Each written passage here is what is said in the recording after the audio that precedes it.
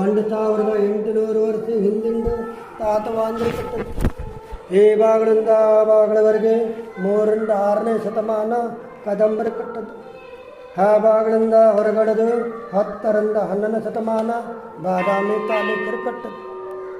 ಈಶ್ವರಂದು ಹಿಡಿದು ನಂದಿವರೆಗೂ 5 ಮಂಟಪ: ಗರ್ಭ ಮಂಟಪ, ಸಂಕಲ್ಪ ಮಂಟಪ, ಸಭಾ ಮಂಟಪ, ನರ್ತ ಮಂಟಪ, ನಂದಿ ಮಂಟಪ. 5 ಮಂಟಪಗಳಿದೆ. ಬಸವಣ್ಣ ನೋಡಿ 7.5 ಅಡಿ ಹತ್ರ, ಸ್ವಲ್ಪ ಮುಖ ತ್ರಾಸರು.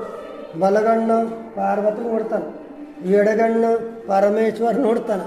ನೀವೆಲ್ಲರೂ ಪಾರ್ವತಿ ಬಿಡಿದ್ರೆ ಒಂದೇ ಕಣ್ಣು ಮಾತ್ರ ಕಾಣಿಸ್ತಾ ತೋರಿಸ್ತಾನೆ.